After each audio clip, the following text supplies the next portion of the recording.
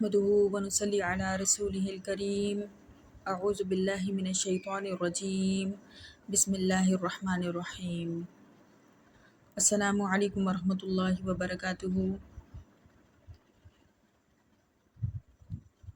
طبیعت کی خرابی کی وجہ سے کافی وقفے پر معذرت، ابھی بھی طبیعت ٹھیک نہیں ہے، اسی وجہ سے دوسرے حصے کے لیے آپ کو انتظار کرنا پڑے گا۔ دل میں بات آئی تو زبان پر لانی پڑی۔ سورہ نور آیت نمبر 26، جس میں اللہ تعالیٰ کا ارشاد پاک ہے، ہم نے بے حیا مردوں کے لیے بے حیا عورتیں بنائی ہیں۔ اس پر کئی سوال اٹھ گئے کہ جی دیکھا جاتا ہے عموماً ایک عورت بڑی نیک ہوتی ہے اور اس کا شوہر بد ہوتا ہے، بد نیک ہوتا ہے، بے حیا ہوتا ہے۔ اسی طرح سے مرد بڑا نیک پرہیزگار ہوتا ہے اور بیوی غلط ہوتی ہے، خراب ہوتی ہے۔ تو پھر یہ آیت کس طرح سے منطبق کی جائے گی یا اس کی تفسیر کیا ہوگی؟ اول تو آیت بالکل واضح ہے، تفسیر کی محتاج ہی نہیں ہے۔ اللہ تعالیٰ کا کلام بالکل واضح ہے۔ حضرت عائشہ صدیقہ کی برات کے بارے میں یہ آیات مبارک نازل ہوئیں کہ ہم نے تو بے حیا مردوں کے لیے بے حیا عورتیں بنائی ہیں، پاکیزہ مردوں کے لیے پاکیزہ عورتیں بنائی ہیں۔ اس میں معترضین بہت زیادہ سوالات اٹھاتے ہیں، حضرت لوط علیہ السلام کی بیوی اور بہت ساری اس طرح کی، حضرت آسیہ کی مثال دیتے ہیں کہ وہ فرعون کی بیوی تھی۔ اسی طرح سے بہت ساری مثالیں دیتے ہیں جن کے جوابات میں دوں گی انشاءاللہ اگلی ویڈیو میں۔ اس میں اعتراض پر بات کرنا چاہوں گی کہ اعتراض اٹھایا جاتا ہے کہ اکثر نیکوں کے ساتھ بد نیک جڑ جاتے ہیں، تو اس کا کیا جواب ہے؟ تو تفسیر کر دی جاتی ہے کہ جی یہ اس سے مراد یہاں نیک لوگوں کے لیے اس سے مراد یہاں الفاظ ہیں، یعنی لوگ مراد نہیں، الفاظ مراد ہیں۔ اور اس کو ثابت کرنے کے لیے آیت کا اینڈ اولئک مبرؤون مما یقولون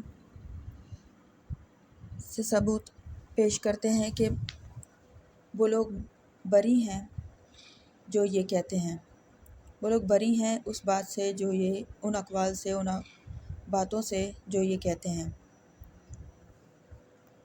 کہ وہ بری ہیں اس سے جو وہ کہتے ہیں۔ تو اس آیت کو کرینے کے طور پر استعمال کرتے ہیں اور کہتے ہیں کہ جی یہاں پہ بات اقوال کی ہو رہی ہے، اچھی باتیں اچھے مردوں کے لیے ہیں، اور یعنی کہ اچھی باتیں اچھوں کے لیے ہیں اور بری باتیں بروں کے لیے ہیں۔ یہ بات بھی بالکل ماورائے عقل ہے، بالکل سمجھ میں ہی نہیں آتی۔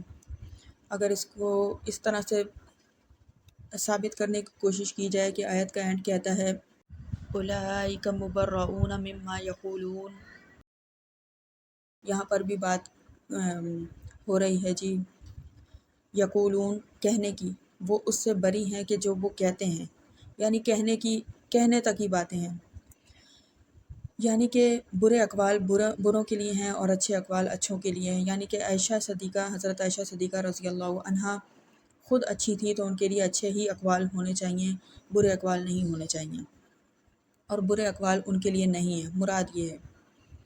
اس طرح سے تو اگر دیکھا جائے تو پھر ایک اعتراض کا اگر آپ نے یہ تفسیر کے ذریعے سے جواب دیا ہے تو پھر اس کے اوپر بھی پھر ایک اور اعتراض اٹھتا ہے، اور وہ اعتراض یہ ہے اور وہ سوال یہ ہے کہ جی اگر بروں کے لیے برے اقوال اور اچھوں کے لیے اچھے اقوال ہیں تو بہت سارے اچھے گزرے ہیں جن پر برے اقوال کہے گئے ہیں۔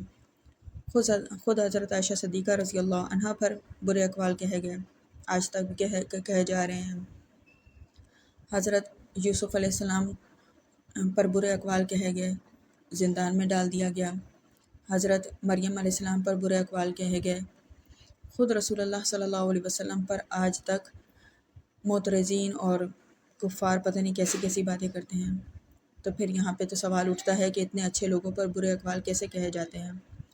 اگر آپ کہیں کہ جی یہ تو ایک قاعدہ بیان کیا جا رہا ہے، تو جناب جب اسلام فطری فطری دین ہے، قرآن فطرت کو بیان کرتا ہے، تو یہاں پہ قاعدے کیوں بیان کیے جا رہے ہیں؟ جبکہ پیچھے سے ایک واقعہ بیان کیا جا رہا ہے کہ ایسا واقعہ ہوا، حضرت عائشہ صدیقہ رضی اللہ عنہا پر تہمت لگائی گئی اور انہیں کی شان میں یہ آیات نازل ہوئیں، ان کی برات میں نازل ہوئیں، تو قاعدے تھوڑی نہ بیان کیے جائیں گے، بلکہ ایک فطرت بیان کی جائے گی نا۔ اور اس کا بالکل ایک الزامی طریقے کا آپ لگا لیں کہ جواب دیا جائے گا کہ جی ہم نے تو برے مردوں کے لیے بری عورتیں بنائی ہیں، اچھے مردوں کے لیے اچھی عورتیں بنائی ہیں، نبی ہے تو اس کی عورت اس کے جیسی ہی ہوگی، اس کے جیسی ہی اچھی ہوگی، تو یہاں پہ یہ مراد ہے۔ اگلی آیت میں اگلی ویڈیو میں انشاءاللہ ہم اس کو مزید ڈسکس کریں گے۔ اب تک کے لیے اتنا ہی کافی ہے۔ وآخر دعوانا الحمد للہ رب العالمین، جزاک اللہ خیرا۔